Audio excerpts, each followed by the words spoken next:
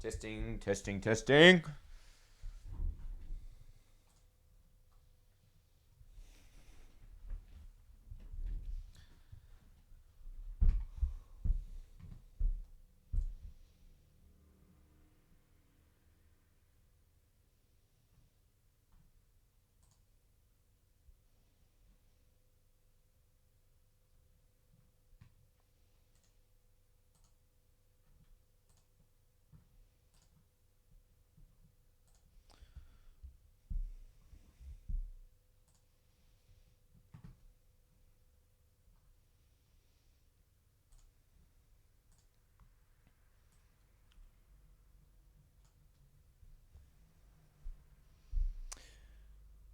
All right, good evening, ladies and gentlemen. I don't know if we are exactly live right now, but I'm just going to start speaking anyway. Welcome to the Morgan Jonas broadcast. I hope that you're all having a wonderful evening, no matter where you are tuned in from.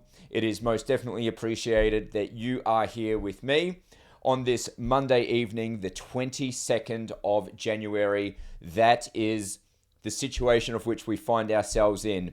So I'm just going to give it a few moments, waiting for the broadcast to fire up to ensure that we have a smooth connection and that you, the Australian public, can hear me loud and clear. And of course, if we do have anyone tuned in from overseas, a warm welcome to the Morgan Jonas broadcast, a fairly informal format where I'll be going through some updates, speaking about further plans for 2024, including but not limited to what's going on with Freedom Party here in Victoria, and I'll be touching on some matters of current affairs and some events that are currently transpiring, things that are to be noted. Most notably, I'd say at this stage, is the, let's just call it a pioneering of Daniel Andrews' venture into the supposedly private sector, but I really think we need to express the term private sector in inverted commas, because his business, I strongly suspect, will have very little to do with providing value in a free market competitive society, and it will have everything to do with leveraging his connections and relationships in government, including but not limited to the Victorian government, the Australian government, and yes, the Chinese government, because Dan Andrews, let's face it, the man has never picked up a hammer in his life. He does not know how to provide a product of service of value. All right, I can see some people tuning in right now. I see that is good. We see Lauren, I see Andrew. Please go ahead and share the broadcast. Get the word out there. I don't do too many of these live streams, so when I do, it's great if we can make a bit of a splash. My general go-to is to do the live stream, and then I'll go a bit later on and chop it up, extract the bits and pieces.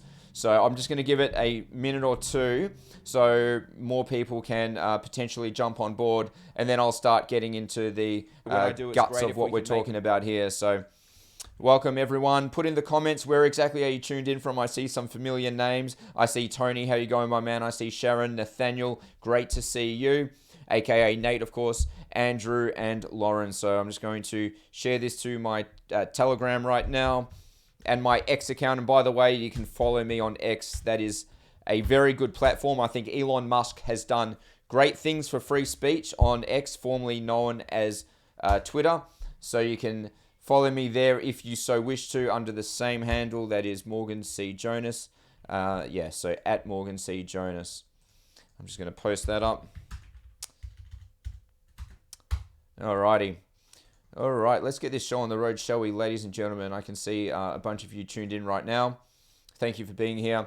Go ahead, give the broadcast a like. It helps the algorithm. Put some comments there in the chat area and give it a share for me. Tell your friends, tell your family. 2024 shaping up to be a really big year. I'm super excited.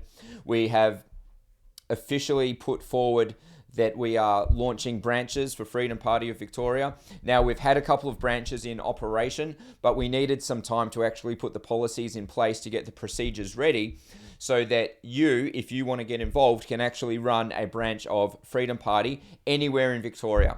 We have members in all corners of the state of Victoria. We're not quite ready to start really imprinting our feet in other parts of the country. But here in Victoria, we're definitely off to a big start. So what does that mean for you? Maybe you've been sitting around wondering how you can further get involved in this political process. And let's face it, until good, reasonable people fill the seats of office, we're simply going to get more of the same. What I tell people time and time again is it's not the system that's broken, it's not the system that's corrupt, it's those who are operating the system who desperately need replacing by people who want to serve this country, do the right thing, and put an end to wokeness once and for all.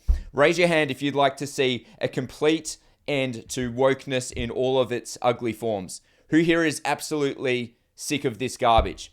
All right, well, if that's you and you're wondering how can you do more, then head on over to freedompartyvic.com.au, sign up for our notifications, send an email. You can click the contact us form and say that you're interested in getting involved in a local branch. And if we don't have people setting up a local branch in your area, then guess what? That means that you could very well be the person to step up and to fill those shoes. So why is setting up a local branch important? Well, social media is one thing. Social media is great. Obviously, you can reach a lot of people. You can get a message out there. You can, make a big deal about certain topics and things like that. But with a local branch, it's completely different and far more valuable. It's boots on the ground. It's community engagement. It is getting the message of freedom and the message out there to the community that we need a political solution in this state. Let's face it, the Liberal Party is nothing more than Labor light, as demonstrated through one of their self-proclaimed fastest growing branches, supposedly the Liberal Pride branch. All right, so we need political solutions in this state. The trajectory shows that parties such as the Freedom Party of Victoria and those standing on a platform of freedom and against wokeness are doing very well, as indicated in the Netherlands, winning 35 seats through their Freedom Party. Of course, the libertarian president elected in Argentina is bringing hope back to many people as well. And when we see the remarks of certain prominent athletes, such as the former UFC champion Sean Strickland, we know without any doubt that the world overwhelmingly is rejecting wokeism, in replacement of patriotism, standing for one's country, getting back to what's important, local jobs, and not mucking around with these really perverse political agendas that have no business being in anybody's life, all right? What somebody wants to do behind closed doors, that's their business, couldn't care less, leave it out of office. So if it's time to get involved, which really it is, I have been working on this the whole time, as have the team.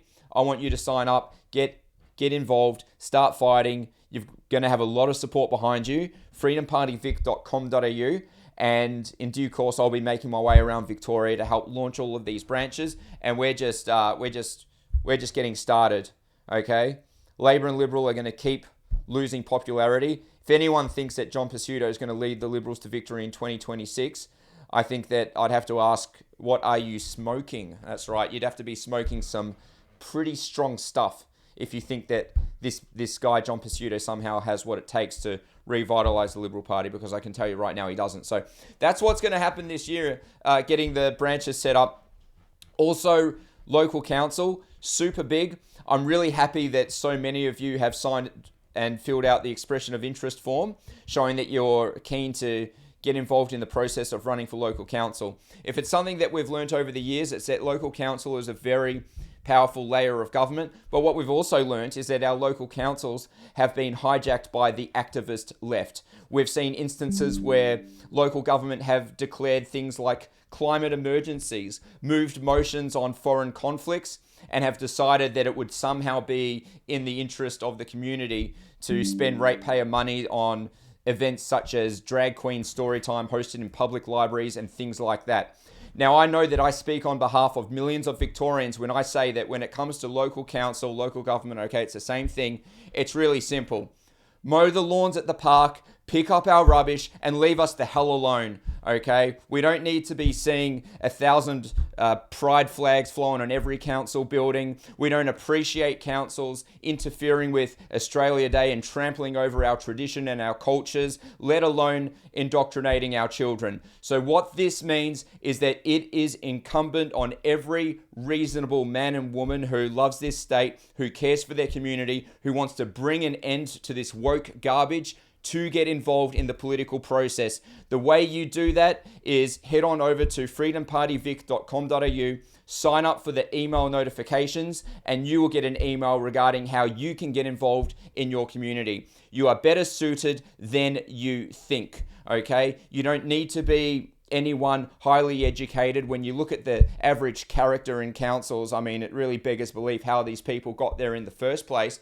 But all you need to have is a good conscience, a desire to serve your community, and of course, an eagerness to bring an end to the woke agendas that should have no business being involved in any layer of government, let alone a layer of government whose primary duty is to literally pick up our rubbish bins, okay? We need good people in there. Councillors sit once a week. They earn a pretty good wage. I want that wage to go to you, all right? Any extra bit of income is going to be very much helpful moving forward, given the extent to which we've been decimated under the cost of living, inflation, property prices, housing affordability. It has really become a very dire situation. So we need to scrub the floor, so to speak. We need to kick out the woke brigade, and we need to bring in people who actually want to serve their communities. All right, so head on over to freedompartyvic.com.au, sign up, put your email address in, and you will receive an email in due course regarding how you can be involved. Because what we're going to do is not just point you in the right direction. No, we're going to provide resources, training, so you will be fully supported. You'll have a support team. You'll be working with the great Freedom Party team. It's not just me. There's a management committee. There's regional managers. There's people on the ground. And let's just do it, okay? Enough is enough. And for one, I'm really sick and tired of these wannabe United Nations members, because that's how they act, voting on foreign conflicts as if they're members of the United Nations Security Council. No, you're a member of the local council, and your job is to get the bins picked up every Thursday night or whenever yours is, okay? So it's an important job. I'm sick of seeing weeds growing around where I live up to over 100 centimeters tall in every street corner. In fact, raise your hands if you're completely sick of the overgrown state of Melbourne roads. These unsightly weeds. And, the government wants to spend money on so-called climate emergencies and funding things like LGBT museums. And our place is literally, our city is turning into a dump.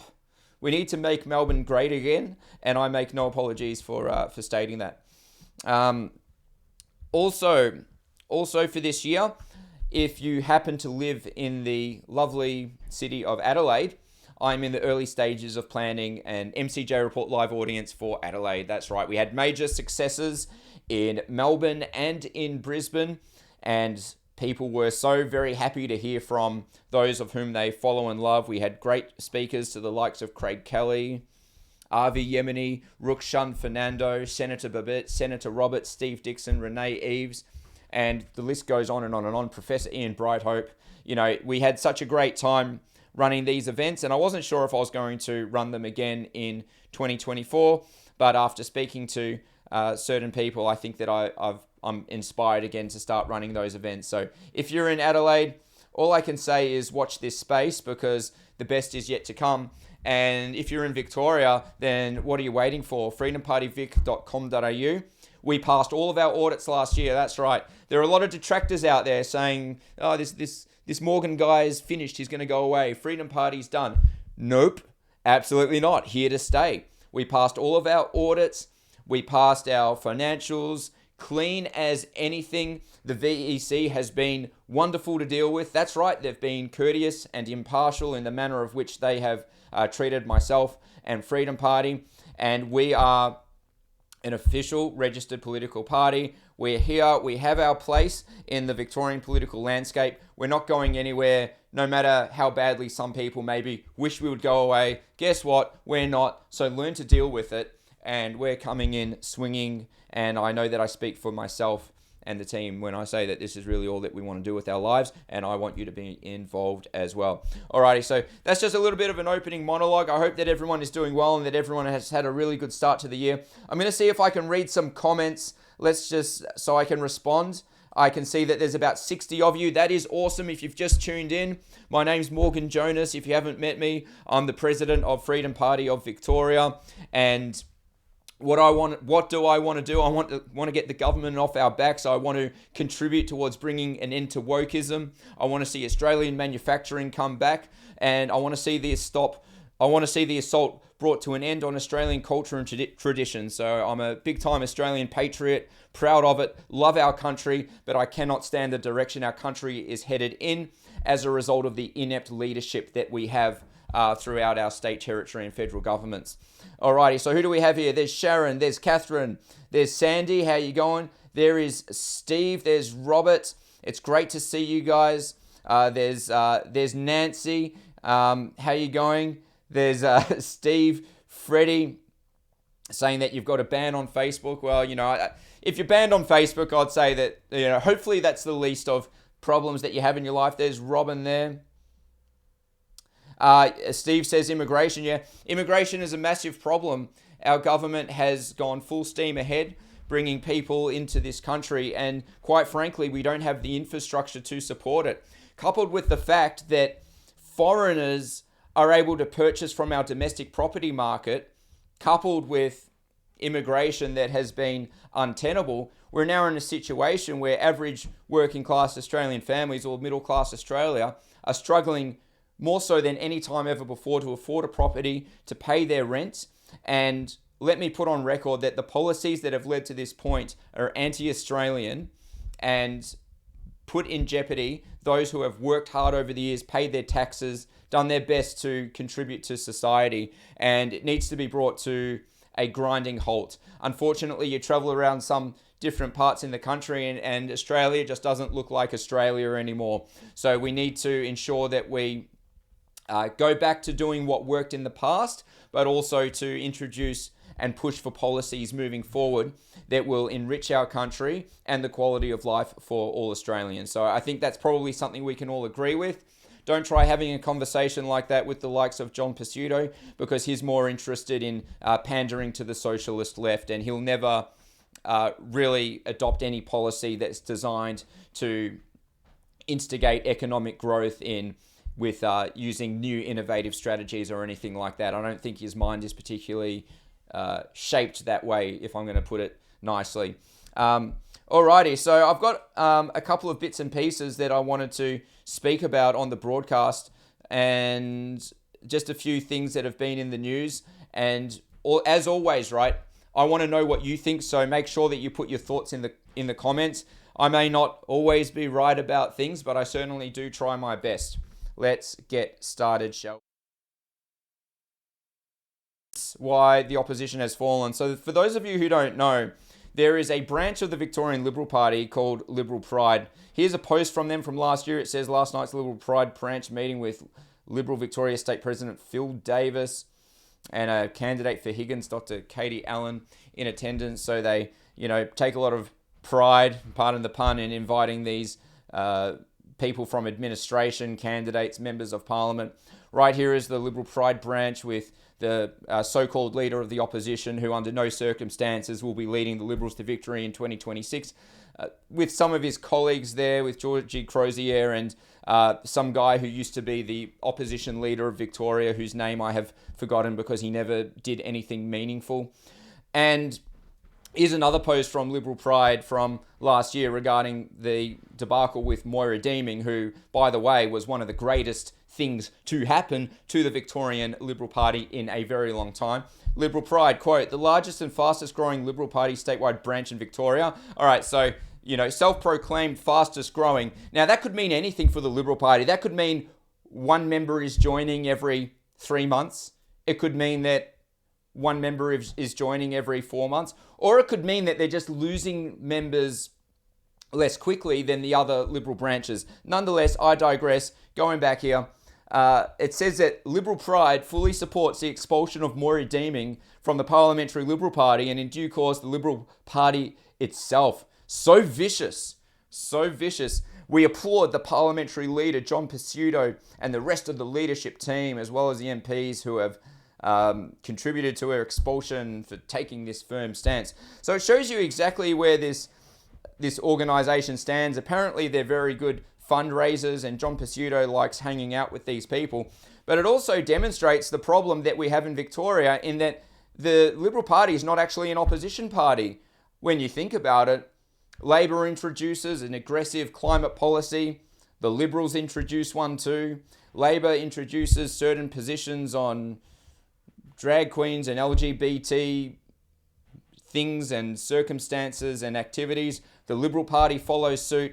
And it's no surprise that the Liberal Party is tanking in popularity, as is the Labor Party. And the trajectory shows that their primary vote will continue to decrease. And when you've got someone like John Pizzuto at the helm, it really doesn't do the party any favours. And to all the Conservatives out there who are still members of the Liberal Party who think that there's going to be this some sort of Conservative resurgence and that Liberal Party members will come to their senses, I honestly think that the ship has sailed, okay? When you've got candidates such as the former candidate for Morty Alec, his name was Philip Pease, running fundraising events with a drag queen as the main attraction, you look at the Liberal Party, you look at the Labor Party, and you say that there's really not much difference between the two of them. And so the only logical conclusion one can make, as in, let's just say a Victorian who wants to get back to basics, wants to get rid of the woke agendas, that wants policies that put Victorians first, is to start looking for a different party. All right, now a disclaimer, I don't have anything against gay people. I don't care if you're gay. I don't care what you do behind closed doors. Be happy. Do what you got to do. All right. This is not related to that. This is talking about the proliferation of these woke agendas, and everywhere you go, there's these weird flags that we've never seen before, which seem to be replacing the Australian flag. And I think that I speak on behalf of most people when I say that we're sick of having this stuff just shoved in our face all the time. Alrighty. So I don't see there being. I don't think there's any real coming back for the Victorian Liberal Party. I predict that they're not going to come back and they're going to continue declining in support. And their membership base, I say this respectfully, are getting quite up there in years. And they're not being replaced by anyone, okay? So as their members pass away, they're just not going to have enough people wanting to be a part of that party.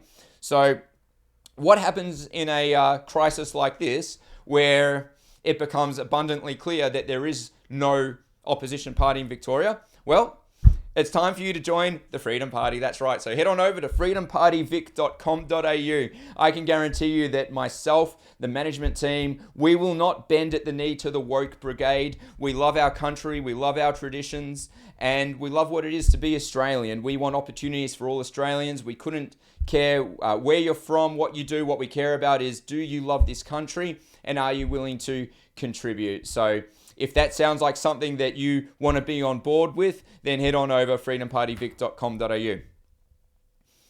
All right, moving along here. Jacinta Allen, the new Premier, cancels the Australia Day Parade. So this is the third year in a row. This has to be one of the most divisive moves that I think she could have possibly made at this state. She's perfectly happy for other cultural festivals and traditions and celebrations to carry on, but not Australia Day. Why do you think that is? Now, for anyone who's ever attended an Australia Day parade, I can tell you it's a really beautiful scene. You have Australians from all different backgrounds, all different communities coming together as one, celebrating Australia, putting all differences aside and saying, you know what, we're all Australians, we're going to march through the city. It attracts thousands of people, and it is a great day of unity for celebrating our country, what she is, and what makes our nation so unique. But of course, the government doesn't want people to be proud of being Australian. They're seeking to obviously remove the Australia Day citizenship ceremonies from many councils. But to make matters worse, we see this disgraceful move, not so surprising, from the state government. So the question is, what exactly do we do about this, ladies and gentlemen? So I've got two ideas and I want to run them past you. All right. Two ideas. Idea number one is that we head to this person's office in Bendigo and we conduct an Australia Day celebration at her office, or, and this is going to require a massive group effort and I can't do it on my own, I'm just going to put it out there into the universe, okay?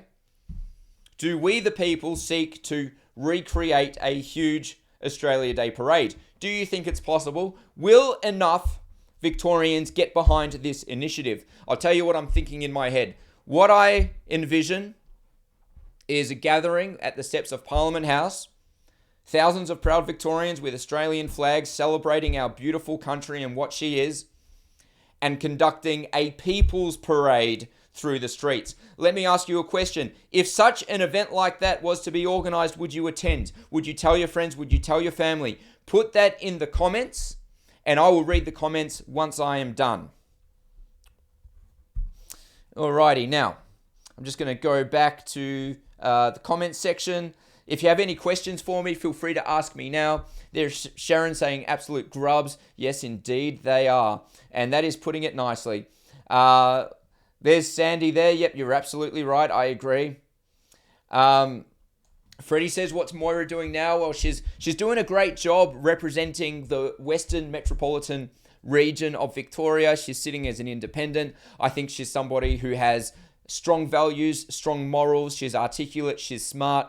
She is an asset to the people of Victoria. I know that she'd very much like to regain access to the Parliamentary Liberal Party. Maybe that will happen. I hope she does, because I think that she can do some good in there.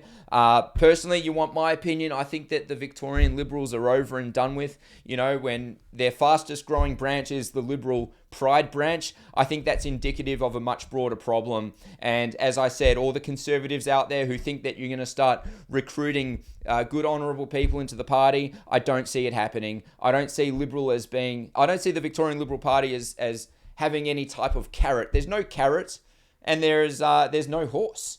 All right, so you got no carrot, you got no horse. What are you left with? You're left with zero. Absolutely zero.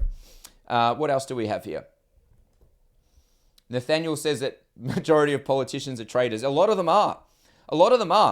But again, let me stress, it is not the system that is traitorous, all right? The system, all right, the government, the bureaucracies, the departments, it can be used as a tool for lining the pockets of traitorous people. It can be used as a tool of repression against the good, hard work people of our country if the wrong operatives are sitting in the driver's seat, okay? And unfortunately, we the Victorian people have not been paying much attention to public affairs for a long time, and look where we're at.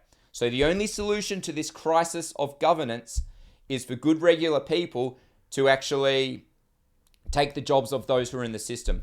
Unfortunately, politics has a way of attracting not our nation's best and brightest and most well-meaning. It does indeed attract the opposite, narcissists and radical activists who some of them have very strange views, perverse worldviews, and they're seeking to use their position in government, the bureaucracies or parliament as a platform for extending their views into the world. And that needs to be stopped, all right? The woke brigade needs to have their vehicles dismantled, all right? They don't need necessarily debates and opposition. They need to be dismantled. They need to go away.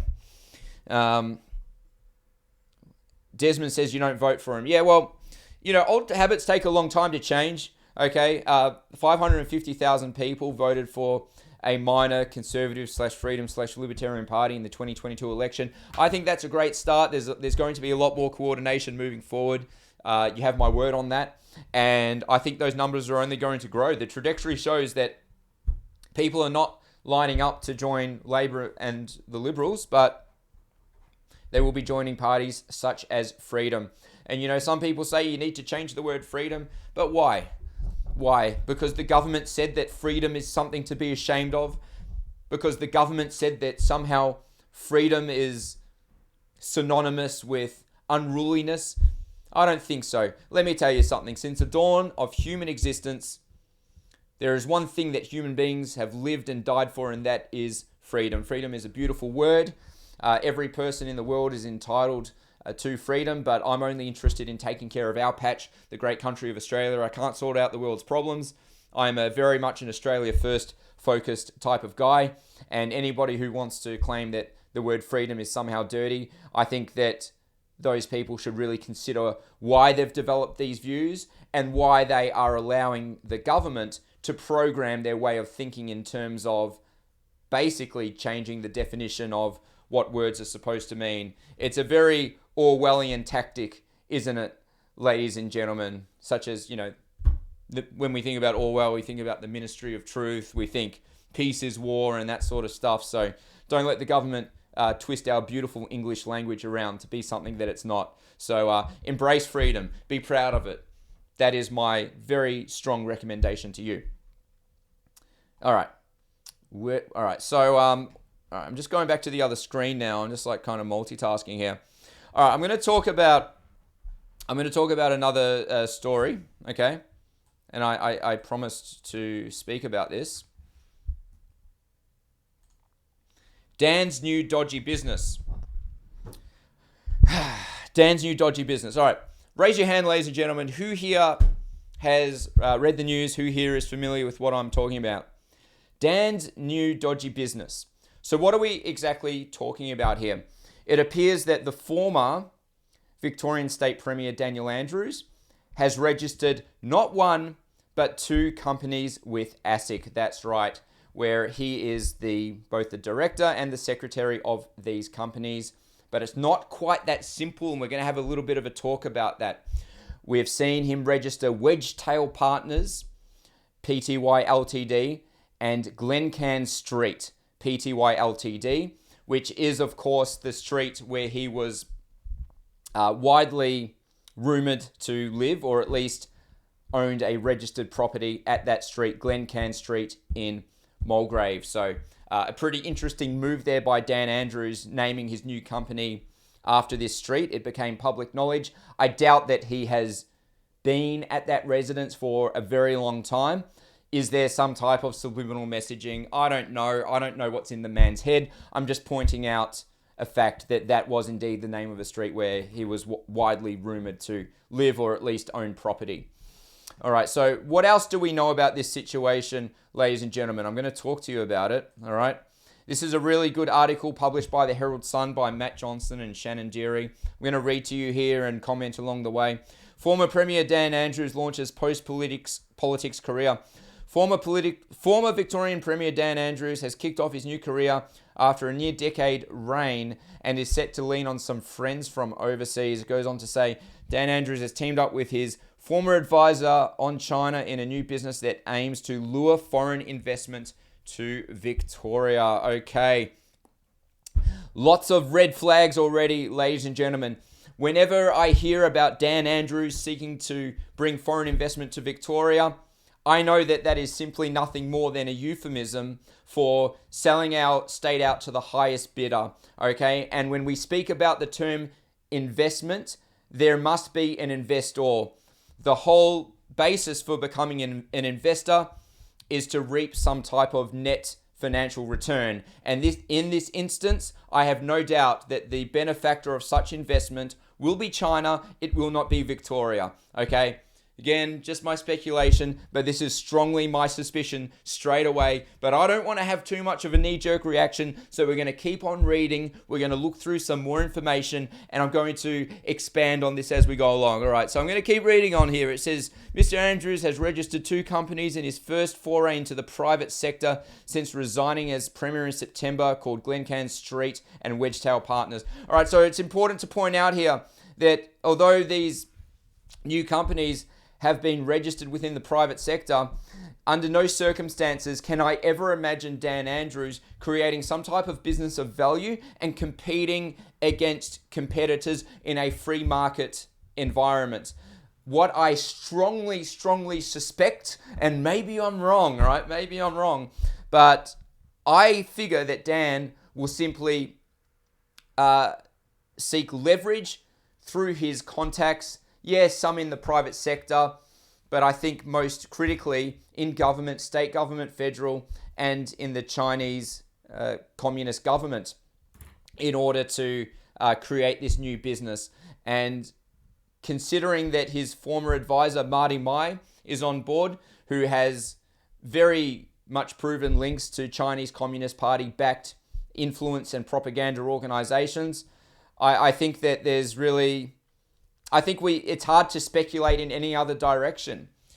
I don't think that Wedgetail Partners is going to be setting up a chain of burger stores or maybe a fish and chip shop or a go-kart track or something like that. No, I don't think we're going to see anything like that come out of Dan. I'm going to keep reading here. It says, while he's the sole director of both companies, financial documents show Wedgetail has a second shareholder, which is Zheng Wei, which is the name of Mr. Andrews' multicultural advisor while Parliament, who was more commonly known as Marty Mai.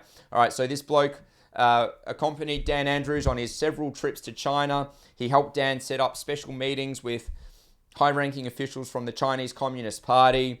In the past, it was through the connections of this guy, Marty Mai, who was able to produce large donations for the Labor Party via Chinese business groups based in Australia. And, really, I think this bloke should have been on a foreign influence registry a long time ago. And we do actually have a foreign influence registry here in Australia, but apparently this bloke didn't meet the criteria. In fact, Dan Andrews should have been on a foreign influence registry. Let me tell you something. Just because the bloke's Australian and he has an Australian accent doesn't mean in any way, shape or form that he holds 1 ounce of loyalty to this country. All right, I'm just going to continue here. Yeah, all right. So that's the bloke right there who's gone into business with Dan Andrews.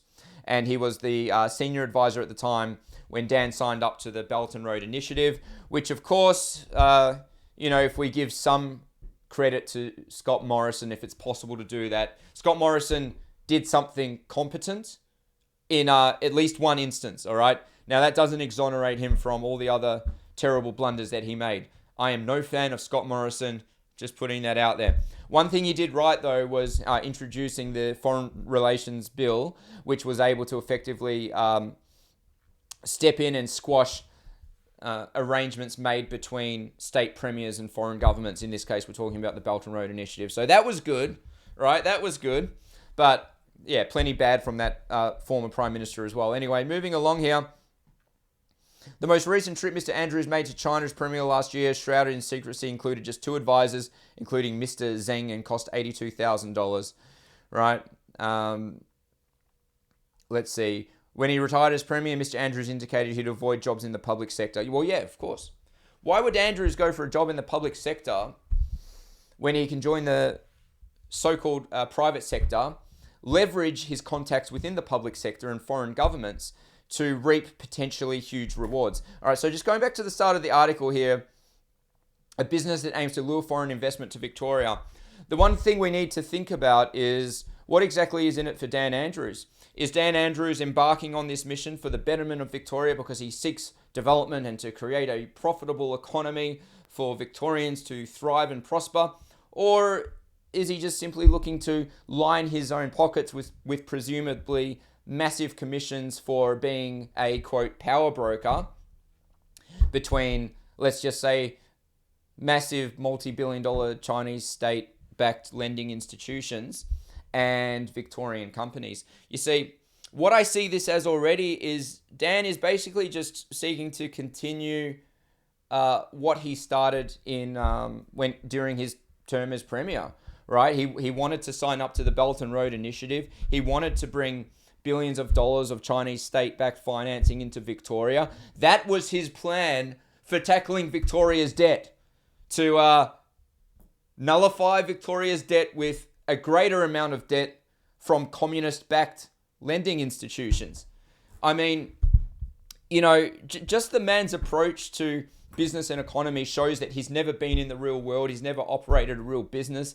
He's never managed finances. He has no idea what he's doing. It almost appears that Dan Andrews thinks that money is this limitless commodity, and if you can just find somebody that has enough of it, such as Chinese communist state-backed lending institutions, that will, solve the world's problems? Or does he not even think that far ahead? Is he just thinking big dollars in his pocket very easily? And with this business, right, this business that Dan Andrews has set up, sorry, give me a moment. It's not like it needs some sort of massive outlay. It's not expensive to register a company in Australia. It's not like he needs a warehouse, trucks, logistic. He doesn't have to buy tools or equipment. What equipment does he really need for running this business? He needs a phone, right? He needs a laptop. He needs to make phone calls. And he needs to do what he's always done, which is being a world-class manipulative operator.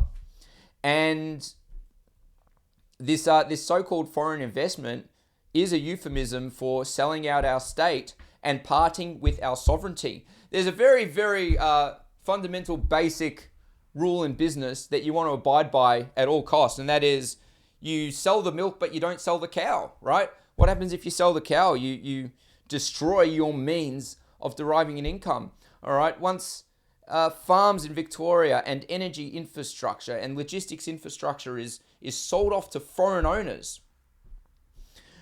the foreign shareholders from that point will of course be expecting returns.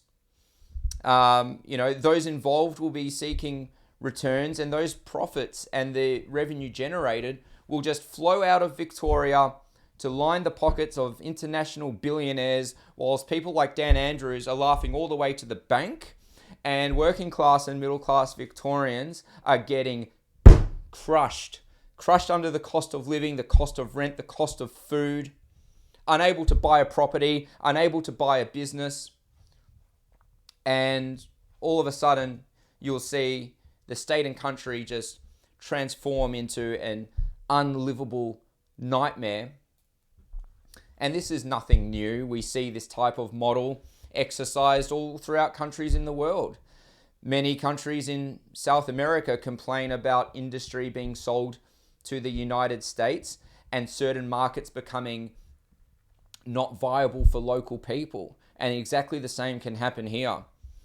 And this comes down to greed, it comes down to lack of foresight, and it comes down to a lack of patriotism and love for the country, and an unwillingness to put the country first and to put Australian businesses first. Daniel Andrews is putting China first. And as far as I'm concerned, it's treachery. He's a traitor. It's an act of treason. But if that's just my opinion, of course. I'd say that it's basically like an invasion by stealth. All right, but I'm going to keep moving along here. So this was just the ASIC website. I just wanted to show you that the names are indeed registered, that these companies are now registered entities. So let me just show you that, if I can. Just give me a second. I'm trying to multitask here.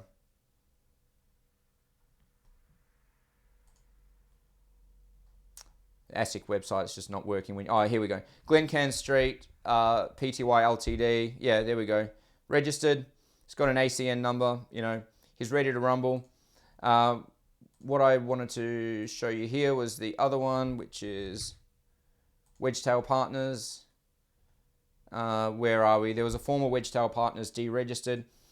And here we go. Both using the postcode 3004, which I believe is St Kilda Road, Melbourne. So you know that patch of St Kilda Road opposite Albert Park. So whether or not he's set up an office there, or it could very well be a virtual office, because for what he's established and the skeleton staff, I think that he's just running this as some sort of, consultancy business where he's mobile. And if he's got a phone, he's got a laptop, he can basically do whatever he wants to do. So why be in an office every day when you can potentially make an unspeakable amount of money without leaving your bed? I don't really respect it. I'd have more respect for Dan if he, purchased an ice cream truck or something like that.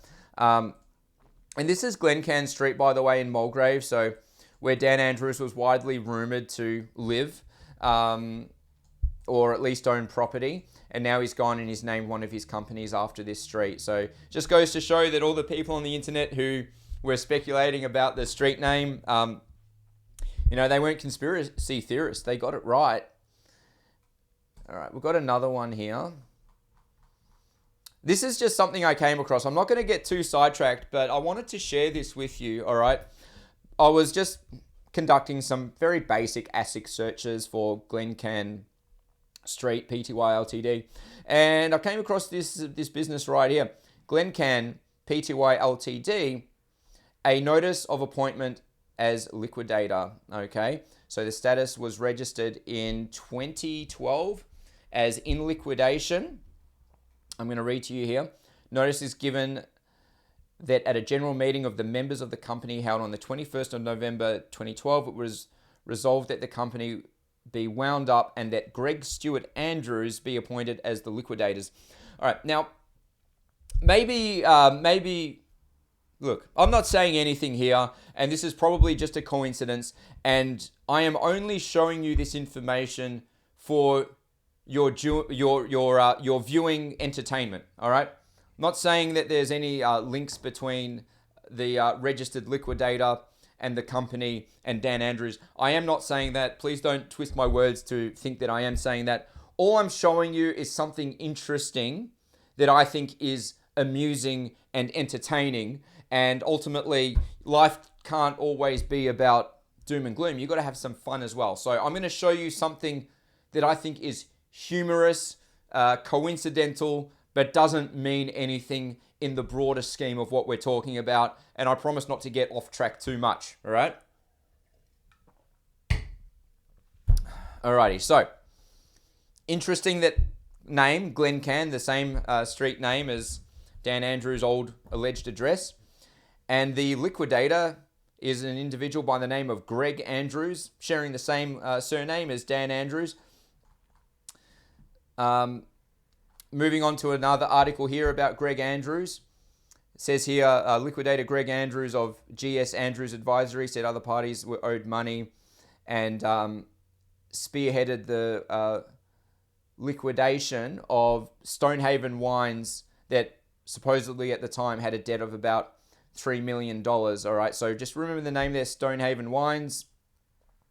After going into liquidation, Stonehaven was sold to a Chinese-backed company called Ferngrove Wines, owned by a multi-billionaire Chinese businessman by the name of Xingfa Ma, who loves buying Australia, who purchased 705,700 hectares of northern Australia, or in other words, 7,057 square kilometers, which is about 3/4 the size of metropolitan Melbourne. So big multi-billionaire Chinese guy just seeking to sink his teeth into as much of Australia as he can.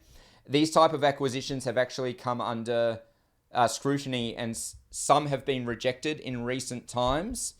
And it really leads one to think, well, due to the trouble in passing these the sort of newly emerged obstacles that certain huge investors have when seeking to acquire massive amounts of Australians' natural and commercial assets, does this create a scenario for the rise in somebody who is a savvy consultant who understands government, foreign investment, who has contacts in different parts of governments, both at home and abroad? I'm not saying that it does.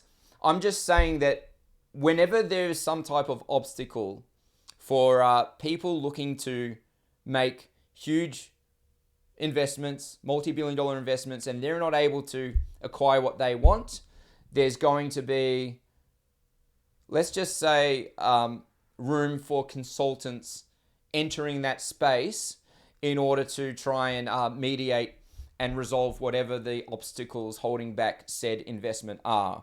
All right. Now, please understand that I'm not pointing the finger at anyone. I'm not accusing Dan Andrews of anything. I'm just making some observations about some interesting news articles and pointing out some some truths of life, and that is that where there are financial obstacles, there are opportunities for people who are consultants in the field of solving whatever those financial obstacles are. And please feel free to comment. Anyway, that's not really here nor there. I'm just putting that out there into the world of the internet. Facebook fact checkers, please understand, I'm not making any claims here. I'm just showing information that I think is amusing, interesting, and it's of a comedic nature. Moving along here. Back to this guy, Marty Mai, who has gone into business with Dan. Premier's Belt and Road Advisor helped Labour donation. Yeah, we know that. We know that he got them. Daniel Andrews' staff are linked to Chinese foreign influencing group. We know that. Daniel Andrews' former advisor, Marty Mai, was member of the Chinese Community Council of Australia, described by Chinese foreign influence experts as the foremost united front organisation in Victoria. And that's the main organisation that this guy, Marty Mai, is linked to, the United Front in China. And that's why Dan Andrews came under criticism from more so the federal Liberal Party, who were competent in calling him out for his, let's just say, inappropriate dealings with the Chinese Communist Party. There were also several analysts via the Australian Strategic Policy Institute that wrote extensively about Daniel Andrews' staffers' associations with influence groups in China, or otherwise you could just call them sort of Chinese propaganda groups. So what exactly is this United Front that Daniel Andrews' business partner was involved in and maybe is still involved in? I'm just going to read a little description here. It says, quote, this is via ASPI.com. The United Front system is a complex and opaque set of organizations designed to advance the Chinese Communist Party's influence in industry and civil society. Within China, the United Front system has several responsibilities, which range from repressing ethnic minorities in Tibet and Xinjiang to grooming members of China's minor political parties to take up positions in government. But in addition to its extensive activities inside the country, the United Front system acts as a liaison and amplifier for many other official and unofficial Chinese organizations engaged in shaping international public opinion of China, monitoring and reporting on the activities of the Chinese diaspora, and serving as access points for foreign technology transfers.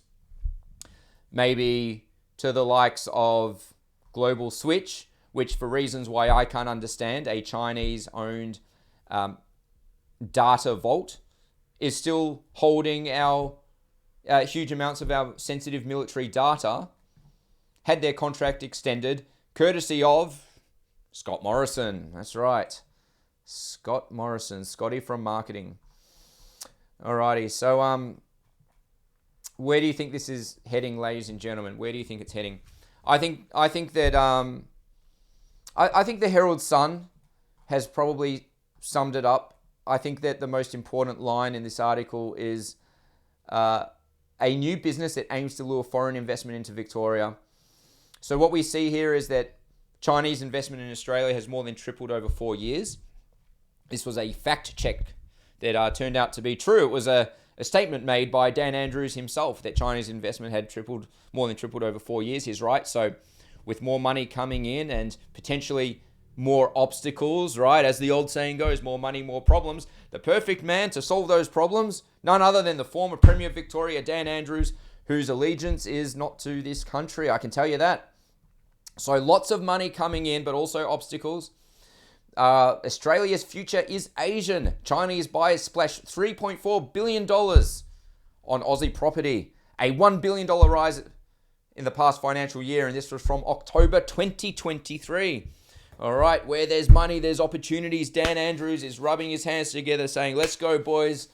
Let's forget about selling the milk. We're going to round up all the cows in the paddock. We're going to sell them all to the highest foreign bidder and screw the Australian public, because that's what he does. That's what he does. Moving along here, the quiet property buyers subtly taking over Melbourne's West. What about the Aussie battler who is struggling to get into the real estate market? Let me tell you something. If I was calling the shots in this country, I would sign an executive order to prohibit the foreign acquisition of domestic property, full stop. No more. It shouldn't happen. It should never, ever happen. A domestic property is a place where you live, where you raise a family, where you hang your hat. Our domestic property market should not be a playing ground for foreign multi-billionaires under any circumstances. And what happens as a result of the, quote, foreign investment, which delivers great net benefits to foreigners, but not for Australia as well? Pushes up the prices of property, squeezes out the average family, puts pressure on the cost of living. It destroys the quality of life. And what happens when people start struggling? You get increases in poverty, crime, violent crime, home invasions, carjackings, theft, petty theft, armed robberies. And I don't want our country to head in that direction. That's why I'm so passionate about calling out these traitors like Dan Andrews. You know, if Dan Andrews loved this country, what he would do is he would formulate some type of innovative strategy in order to drastically instigate and promote economic growth from within various sectors in this country. And there's many ways to do it. Japan has several strategies, very good at it. Germany, Switzerland, South Korea, the list goes on. Luxembourg. But no, even in the United States, they have a very diverse economy. But when you look at Australia's economic complexity, we're on par with some of the, most dangerously kept third world nations in the world. Like it's a complete embarrassment. It's a joke. If Australia didn't have mining and travel, then we'd be you'd be trying to keep your dog and cat safe because someone out there would be trying to steal your dog for a meal. And we need to start diversifying. All right, moving along here. What do we have? Angus family sells $100 million Victorian estate to Chinese. Just sell out our country. Why not? Concerns China state construction engineering is piggybacking on Australian companies to gain a permanent foothold in Victoria. So this is an instance where a so-called foreign investment proposal was knocked back due to security concerns. A massive deal. $850 million housing contract with the state government, and a Chinese-owned company was blocked from it. Maybe one of the very few times that the Foreign Investment Review Board and the Federal Treasurer have done their jobs, right? So this article was from June last year. Dan Andrews would have been furious about this, okay? He would have been furious. There's nothing more than Dan wants than to bring that good old juicy Chinese money into Victoria. Now, this proposal gets knocked back, right? Dan ends up resigning. Now he enters the private sector and he's simply continuing to attempt to achieve what he set out to do when he was in office, but now he's doing it from the private sector.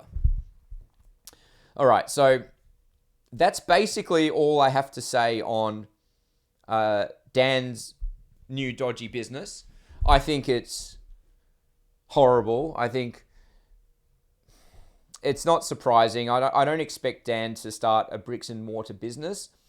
I'm just going to wait and see what happens. All right. So please note that I'm obviously very much a Dan Andrews critic. As you can tell, I don't give him benefit of the doubt for anything. I think he's a horrible, traitorous human being who deserves jail for the rest of his life. And I do presume the worst out of him. I really do. So please keep in mind, this has been my speculation, my thoughts. I'm just putting it all out there, raw and unfiltered for your viewing enjoyment and entertainment.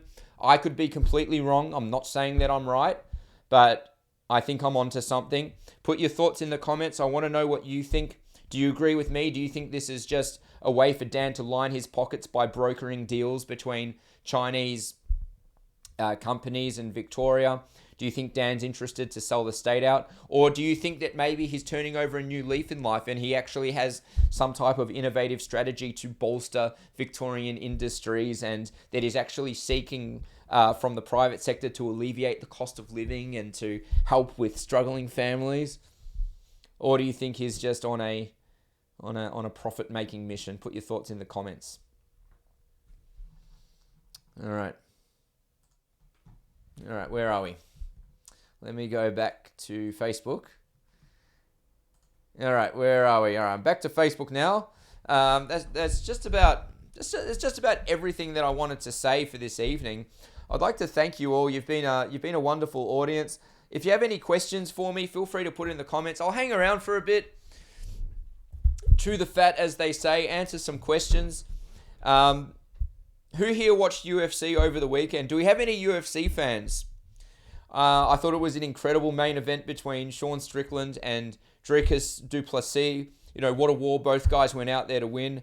And I have to say that I love the way that Sean is really attacking the wokeness and refusing to bend a knee to political correctness. And if there's one thing that I love about UFC as an organization, it's that their president, Dana White, he doesn't tell the guys what to say. He doesn't force them to go and wear like little, rainbow uniforms and stuff like that. He just lets them be themselves. And for that, the organization's doing really well. And they're one of the only few organizations that found a way to keep operating during COVID-19.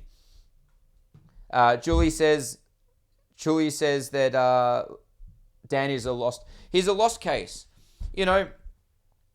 Why can't he start a restaurant? Why can't he start, anything apart from what he's doing? Why can't he start a gardening business? I'm sure that Dan's capable of pushing a lawnmower. I mean, I wouldn't trust him to mow my lawn, let alone prune my trees. But maybe you would. If Dan started a gardening business, I already know what the answer is. If anyone out there would hire him, I mean, I think that would be a very questionable move. Yeah, look, China Dan, cruel person, says, Bart, look, I hear what you're saying. But what I tell people over and over again is, don't let the system get you down. Sometimes you can't take it too seriously. You need to remember what's important in life. Be grateful. Every day is beautiful. The sun shines. The wind blows. The trees are nice. They can never take that from you. And of course, the most important thing we have are our relationships with our friends, family, maintaining health. Be happy for that stuff, because the nastiness that goes on in office, if you think about it too much, it's going to get you down. You're going to become depressed, and maybe you'll even turn into an alcoholic. Now, I don't want that for you. What I do want for you is to roll up your sleeves, to take pride in our beautiful Australian flag, and say, you know what, I'm going to do something for my country. I'm going to fight for this country. I don't care what it takes. The joy is in the journey. Put your best foot forward. Be all you can be. Contribute to the nation. Contribute to the demolition of the woke brigade, and bringing about a culture that respects and celebrates our rich traditions. And you will feel amazing. You will have a renewed sense of purpose. Your place in the world will become clear. And to me, that's just priceless. Jess says that Dan's got a deal with the devil. Well, he may have a deal, but, I believe that in the end, good always prevails over evil. And, those who get swept up in evil ways, they're going to come undone at one stage or another. And let me tell you something. Dan is not exempt from the natural scales of justice. He's not going to get away with it. And we're already seeing the emergence of street justice in certain instances, getting knocked back from golf courses, getting heckled at parties, leaving abruptly. I mean, the man can't go anywhere in public. Okay, so this is a good start. There is Mr. Tony Kovac. How are you? It's great. Tony says he's having an espresso martini. I love that drink myself, and I'm a big fan of cocktails. Love them. I think they're fantastic, and I don't drink all that much, but when I do, I like to have something nice. And to me, I don't want to be drinking and having beer every day and living a life like that. I much prefer to be healthy. But when I do drink, I say, paint the town red, get some cocktails, have fun. There's some great places out there. Make cocktails at home. It's a great exercise if you've got a loved one in your life. Get together, get some ingredients, look them up on the internet. It's a nice bonding experience. And at the end of it, you get to have really nice drinks. So, Morgan Charles Jonas, and I'm a supporter of cocktails. Sandy says that every little action helps. Jess says you can't wait till he goes down. Yeah. Well, you know what? The higher he rises, the harder he falls. It's just going to be, a great moment in the end when he comes undone. And I mean, he's just such a weasel registering these companies. It's really beggars belief. What else do we have here? Tyrone, yes, you have asked a great question. All right, I want everyone to stop and say, Tyrone, thank you for raising an excellent point. I'm not being facetious. Tyrone and everyone else, I meant to speak about this during my broadcast and I forgot, so thank you for reminding me. Tyrone says, does his taxpayer-funded pension get reduced by any additional income he generates, like what happens to the elderly pension? Great question. I inquired about this in the past, and I was unable to truly get to the bottom of it. I have on reasonable authority, all right? So this is not 100% certified, all right? What I'm about to tell you, I can't back it up. This is what I've heard, and I'm going to seek to actually get to the bottom of this. I'm just making a note. My understanding from speaking to former politicians is that he keeps the pension regardless of his business ventures, all right? Now, that could be wrong, okay? That could be wrong, so I'm going to seek to verify that from other sources. Watch this space, because you know me. I don't just say things for the sake of getting a reaction. Anyone who's watched the MCJ report knows that I'm committed to the truth, and I don't peddle in false information. It's just not me. I don't like false hope. I don't like empty promises. When I deliver information to the good people of the internet, people out there, I want it to be factual and true. So leave it with me and I'll try and get to the bottom of that. All right, what else do we have here? Jackie says that you wish that we had candidates standing in Tassie's next election. Well, Jackie. Well, Jackie. What can I tell you about that? What I can tell you is that we are registering federally, all right? There's a lot of people out there that were hoping that we wouldn't. It's so lame with some of these other political parties, even ones that should, naturally want you to have a federal party. We are registering federally, so don't worry about that. And obviously, I can't be everywhere in the country at once, but let's just say there happened to be a real go-getter in Tasmania who aligns with the values and principles and policy positions of Freedom Party, who is a people person and organizer who wants to get Freedom Party Tasmania off the ground, then send me a message to my inbox. I'm just putting this out to the world, putting it out to the internet. We have a great infrastructure. We can provide training, everything, but I need people who are self-starters, competent, can work autonomously whilst adhering to direction from management. So, and that goes for not just Tasmania, but anywhere in the country. I'm supremely confident in our political organisation, the team, where we're going and where we're heading. And anyone from around Australia, let it be known that I am your Australian brother, your brother from Victoria. And long live freedom, long live our country. If you want to get involved and if you feel that you have the skills, send me a message. Can't hurt to have a chat. Mel says that Andrews will keep the pension. Yeah, I want to. That's what I'm afraid of. All right, but I'm just going to sort of try and I'm going to try and verify that. It wouldn't surprise me. So Dan Andrews, because he was elected prior to 2004, prior to John Howard scrapping the lifetime pension, which Johnny, of course, kept it in long enough to make sure that he was on it. Dan, for those of you unaware, will receive a healthy six-figure income for the rest of his life, plus allowances, plus expenses, and his annual salary will represent a very significant portion of his former wage. courtesy of you and me, right?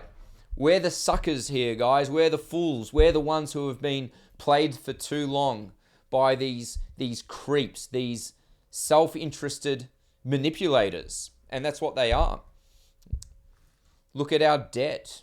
Look at the woke agendas that have permeated throughout our institutions. It's got to end. It has to end. And you know how it ends? With your involvement. Head on over to freedompartyvic.com.au. All right, once again, freedompartyvic.com.au. No, not Dodgy Dan's business. freedompartyvic.com.au. Sign up. Get the emails. Become a member. Maybe you're saying, hey, I want to start a Freedom Party branch. Maybe you live somewhere in Victoria. I don't know, Portland, Mildura, Bendigo, Ballarat, Echuca, wherever. Mount Beauty. Maybe you want to start a Freedom Party branch and we can connect you with your local members. Start an action group that will provide a great base of operations for running for local council. That's right. You know, my friend in Adelaide, Matilda, her sister and her daughter ran for local council. They both got elected. It's a lot easier to get elected, and they didn't spend much on their campaign, about $800 each. That's it. So if they can do it, you can do it too, and I want you to do it. I want patriotic Australians in all levels of government, and I make no apologies for that. You know, make no apologies for loving my country, being proud of this country. What a beautiful place. What a beautiful place we have. All right, what else do we have here? I'll respond to a couple more comments and then I'll wrap it up.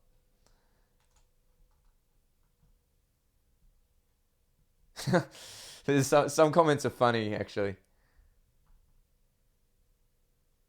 By-election in Dunkley, I don't think we're going to be registered federally in time.